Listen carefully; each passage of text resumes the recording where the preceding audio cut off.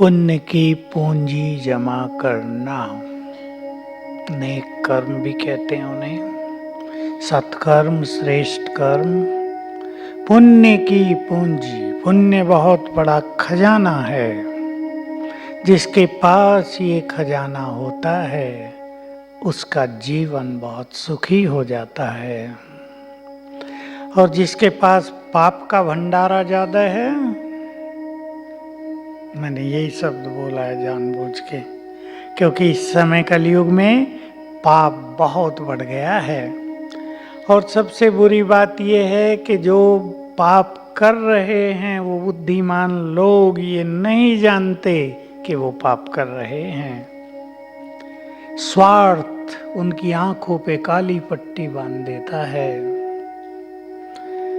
जिनका पाप का भंडारा भरा है उनके जीवन में कदम कदम पर समस्याएं। छोटी बीमारी आएगी तो टांग काटनी पड़ती है, और पुण्य के खाते वाले टांग काटनी पड़ रही हो बच जाती है। पुण्य मनुष्य के सबसे अच्छे मित्र हैं। जब कोई साथ नहीं देता तब पुण्य सच्चा फ्रेंड बनकर मनुष्य का साथ निभाता है। क्लास करने का और कराने का आज का लक्ष्य है। आप सभी मेरी एक बात से सहमत होंगे। आज संकल्प करेंगे, हम पुण्य को बढ़ाएंगे। बोलो ठीक है? ऐसे नहीं लेक्चर हो गया बहुत अच्छा बहुत अच्छा, उससे ज्यादा फायदा नहीं होता। हम पुण्य को बढ़ाएंगे। इसलिए मैं और बातों में न जाकर पाप क्या है और पुण्य क्या है ये गति आपके सामने रखता हूं। ये शब्द गीता से आया, श्रीमद् भगवत गीता से।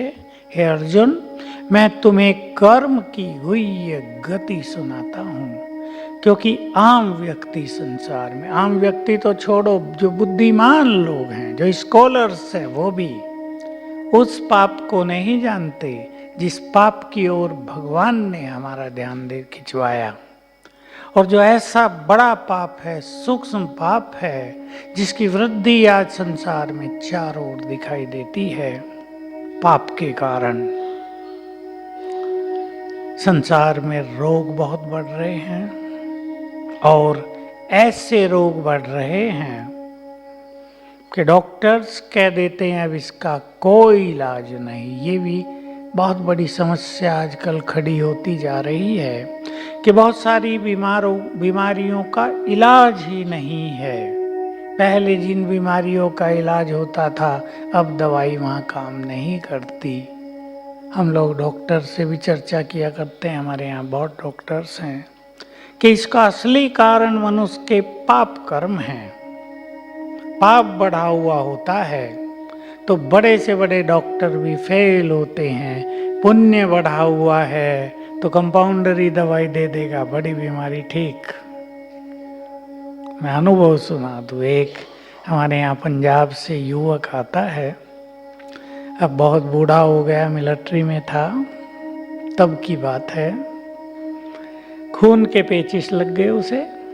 एक बड़े डॉक्टर के पास इलाज चल रहा, दिल्ली में कुछ हो नहीं रहा। एक दिन वो जब जाके बैठा, डॉक्टर आया नहीं था। उसके कंपाउंडर ने पूछा, भाई तुम रोज आते रहते हो, क्या समस्या है? कि खून के पेचिश लगे हुए हैं। वो गया अंदर, 3 पुड़ियाँ बना के लाया, उसने खाई। वो 3 बार सारे दिन में, और उस दिन से ठीक हो गया। जो बड़े बड़े डॉक्टरों से ठीक नहीं हो रहा था वो उसकी 3 पुड़ियाओं से ठीक हो गया। यहाँ मुझे आके सुना है कि देखो मेरे साथ ये चमत्कार हो गया है। तो जब मनुष्य के पुण्य आगे आ जाएं तो बड़ी से बड़ी बात भी सरल हो जाती है, खेल की तरह लगती है, जल्दी समाप्त हो जाती है। तो पहले हम एक लिस्ट निकालेंगे पाप कर्मों की। आप सब निकालेंगे, मैं सुनाऊंगा नहीं, केवल सब हिस्सा लें इसमें। किस किस कर्म को पाप कर्म कहा जाएगा? झूठ बोलना, बोलते जाओ। किसी का दिल दुखाना, निंदा करना, चोरी करना, खून करना, हो तो बड़ा हो गया। बोलो बोलो, ठीक बोल रहे हैं? हाँ, गलत गलत, व्यभिचार भी, भ्रष्टाचार भी, सब गलत, वो पाप हो गया। और बोलो, व्यर्थ बातें करना, मैं बताऊंगा आपको ये पाप क्यों है। व्यर्थ बातें करना, एक दूसरे की बात इधर उधर फैला देना, जिसको निंदा चुगली कहते हैं। बात छोटी होती है, फैला देते हैं, वो बड़ी हो जाती है। हमारे बाबा कहा करते थे, तुम लोग मिर्च मसाला मिलाना खूब जानते हो, चटपटी सब्जी बनाना। तो बात छोटी सी आएगी, उसको चटपटा बना के दूसरे के पास, वो और चटपटा बनाएंगे तीसरे के पास, चौथे के पास, और जब बात फैलती है तो जो असली बात है वो रहती ही नहीं, वो कुछ और ही फैलती रहती है। ये भी पाप है। पाप उस कर्म को कहा जाता है, अब गहरी गति, जिससे मन की शक्तियां नष्ट हों। एक डेफिनेशन। दूसरी परिभाषा, पाप उसे कहा जाता है जो किसी भी मनोविकार के वश होकर किया जाए। काम, क्रोध, लोभ, मोह, अहंकार, ईर्षा, द्वेष, स्वार्थ, वैर भाव, क्रोध के वश होके कुछ करते हैं, वो पाप हो जाता है। चाहे किसी को मार दें, फिर पछताते रहते हैं जेल में। ऐसी ऐसी घटनाएं हमने सुनी कि क्षणिक क्रोध ने मनुष्य के जीवन को नष्ट कर दिया। तो मैंने अपने यहाँ एक स्लोगन लिखा दिया, आप पढ़ सकेंगे, कहीं कहीं होगा। तुम्हारा 1 सेकंड का क्रोध, लिख लें जो लिख रहे हैं, बहुत काम आएगा आपको। तुम्हारा 1 सेकंड का क्रोध तुम्हारे उज्जवल भविष्य को नष्ट कर सकता है। क्रोध आया, कर दिया कुछ, पछताते रहे, जेल में पड़े हैं, कई केसी जैसे हैं। पाप उस कर्म को कहा जाता है, स्पिरिचुअल डेफिनेशन जो यहाँ आप सुन रहे हैं, जो देह अभिमान के वश किया जाए, और जो सोल कॉन्शियस होके किया जाए वो पुण्य, जो सद्भावनाओं से किए जाएं वो पुण्य, और बहुत सुंदर चीज जो निष्काम भाव से किया जाए वो पुण्य, सबसे बड़ा निष्काम भाव।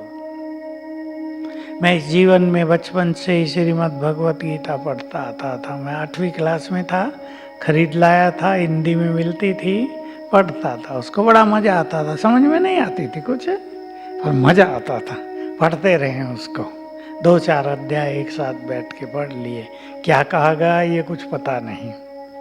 उसमें जब थोड़े बड़े हुए, 10वीं क्लास में आए, 11वीं में आए, तो एक बात क्लिक करने लगी।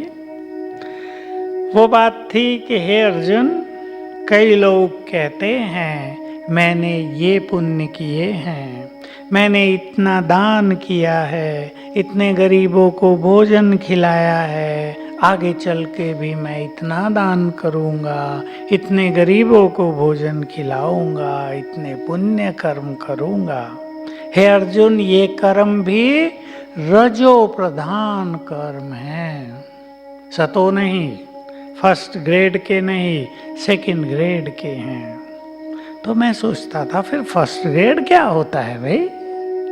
दान पुण्य करना, भोजन खिलाना, गरीबों की मदद करना, ये भी सेकंड ग्रेड के हो गए, रजो। तो जब यहाँ ईश्वरीय ज्ञान लिया और ज्ञान की सूक्ष्मता समझ में आने लगी, तो समझ में आ गया, यही बात मैं आपको कह रहा हूँ कि इसके पीछे मैं है, मैंने ये किया, दिखावा। जैसे किसी ने धर्मशाला बनवाई, आजकल तो धर्मशालाओं का युग खत्म हो गया, आजकल तो होटल्स का युग आ गया किसी ने धर्मशालाएं बनवाई।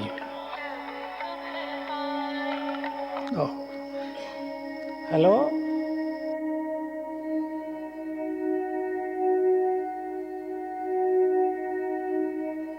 इसका फोन था इसलिए भाई मैं उत्तर दिया इसको। तो जब धर्मशालाएं बनती थी, आजकल कुछ और बनते हैं, आपने देखा होगा, तो लोग मोटे अक्षरों में नाम लिखाते थे। आजकल उससे भी नीचे उतर आए, कहाँ नाम लिखाते हैं? पंखे की 3 पंखुड़ियों पर भी 3 के नाम। आजकल ये रेलवे स्टेशन पे वो सीटिंग बना देते हैं ना पत्थर की, उस पे भी बड़े अक्षरों में नाम। तो नाम के लिए काम हो रहा है ना, काम अच्छा, इसमें कोई संदेह नहीं। पंखे कहीं दान किए या बैठने की स्थान बनाए, सफाई कराए या और हॉस्पिटल्स खोले, लेकिन नाम तो एक काम ना हो गए ना, निष्काम नहीं हुए। इससे क्या नुकसान है? पुण्य आधा रह गया। पुण्य तो रहा पर आधा।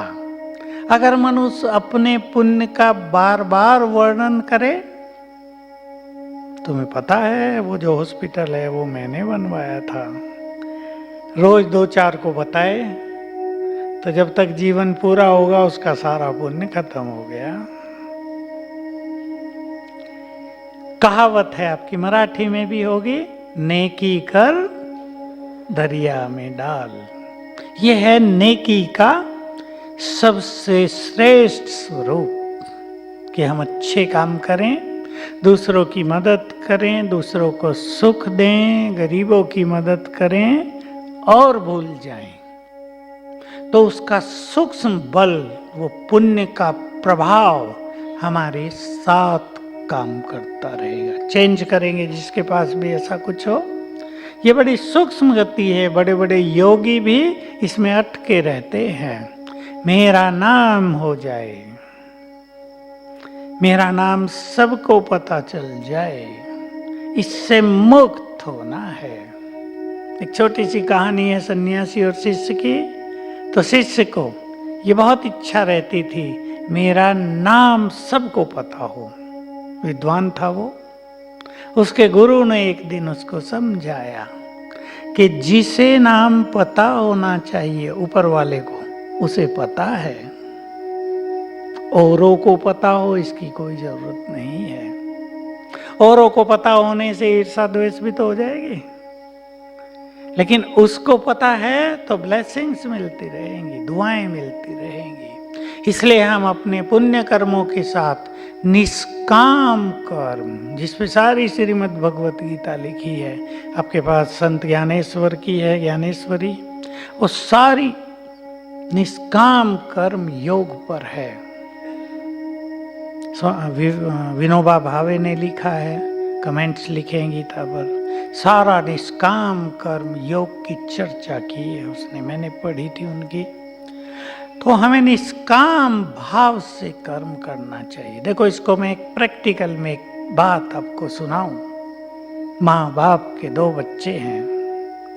अब माँ बाप ये सोच रहे हैं, हमने बच्चों की इतनी इतनी कर दी, पढ़ाया लिखाया, शादी की, बिजनेस करा दिया, बड़े कर दिया, मकान बना के दे दिया, अब जब हम बूढ़े हों, बताओ बूढ़ी माताओं, तो बच्चे, बोलो बच्चे हमारी देखभाल करें। कॉमन बात है ना दुनिया में। ये कामना हो गई या नहीं? इससे उन्होंने जो अपना फर्ज निभाया था उसका बल कम हो गया। मैं एक सच्ची घटना सुनाता हूँ, कोई कहानी समझ लो या सच्ची बात। ऐसे ही एक फादर, उसको 4 लड़के थे, उसको गुस्सा बहुत आता था। गुस्से में वो अपने चारों को कहता था, मुझे पता है तुम सब बड़े नालायक हो, जब मैं बूढ़ा होऊंगा तुम मेरी सेवा बिल्कुल नहीं करोगे।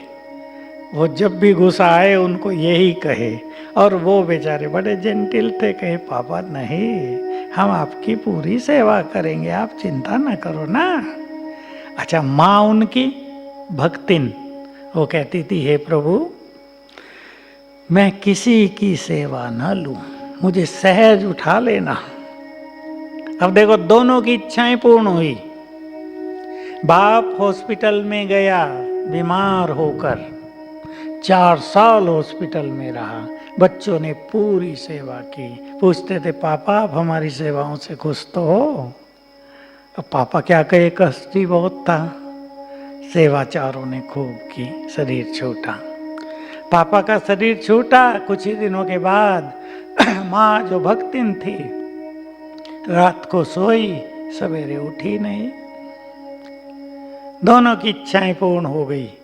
किसकी इच्छा अच्छी रही? माँ की रही ना।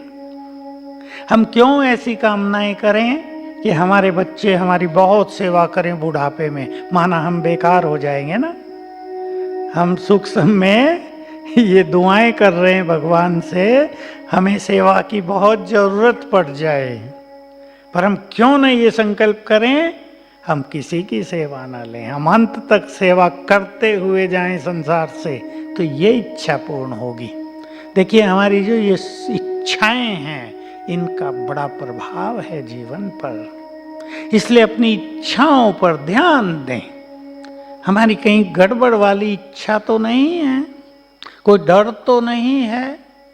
मैं सूक्ष्म बात बताऊं, महाराष्ट्र की एक माता मेरे पास आई, कहा हम 5 बहनें हैं, 3 बहनों को कैंसर हो गया, उनमें से 2 की मृत्यु हो गई, मुझे बहुत डर लगता है मुझे भी कैंसर हो जाएगा। ये नहीं कहा उसने कैंसर न हो जाए मुझे भी, बिल्कुल कंफर्मेशन मुझे भी कैंसर हो जाएगा। इतनी डरी हुई थी, उसके चेहरे पे डर दिखाई दे रहा था, साफ साफ सूख गया था चेहरा डर से।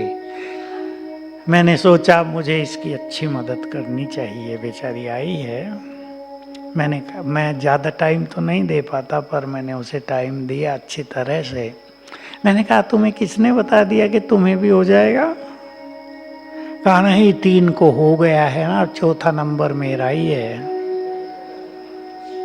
मैंने कहा नहीं, इस डर को निकाल दो अपने मन से। 3 को कैंसर हो गया, 2 की मृत्यु भी हो गई, मुझे नहीं हो सकता है, इसको यहीं रोक दो, नहीं तो आपकी अगली बहन को भी डर हो जाएगा। अब मेरा नंबर है। मैंने उसको 10-15 मिनट देकर कन्विंस किया कि ऐसा कुछ नहीं होता कि 3 को हो गया तो 4थी बहन को होगा ही, ऐसा कुछ नहीं है, तुम रिजेक्ट करो। गुह्य गति क्या है? क्योंकि उसमें डर पैदा हो गया और उसको ये संकल्प हो रहा कि कहीं कैंसर मुझे ना हो जाए, तो वो कैंसर का आह्वान कर रही है। जो सूक्ष्म गति है इस सृष्टि की, कैंसर के वायरस को वो अट्रैक्ट कर रही है, उसको कैंसर होना निश्चित है। तो मैंने उसको टाइम दिया और उसकी बुद्धि से ये बात निकाली, उसको निर्भय किया कि तुम्हें होगा ही नहीं। अब उसकी मेरे में बहुत भावना थी, कहा तुम कहते हो तो नहीं होगा। मैंने कहा मैं ही कह रहा हूँ तुम्हें कैंसर नहीं होगा। तब उसका चेहरा चमका थोड़ा, तो 15 मिनट में चमक गया। जो डर के लक्षण दिखाई दे रहे थे भारी, वो बदल गए। तो देखिए इन इच्छाएं, ये हमारी सूक्ष्म इच्छाएं हैं ना, इन पे हम ध्यान दें कि वो कहीं गलत तो नहीं है। एक स्टूडेंट है, बहुत होशियार है, उसके सबसे ज्यादा नंबर आते हैं, वो टॉप करता है। इस बार उसे थोड़ा डर हो रहा है, कहीं ये ना टॉप कर दे, मेरा 2nd नंबर ना रह जाए। ये जो उसका संकल्प है उसको 2nd पोजीशन पर ले आएगा। इसलिए अपने संकल्पों को बहुत पॉजिटिव करना, बहुत दृढ़ करना। ओम शांति।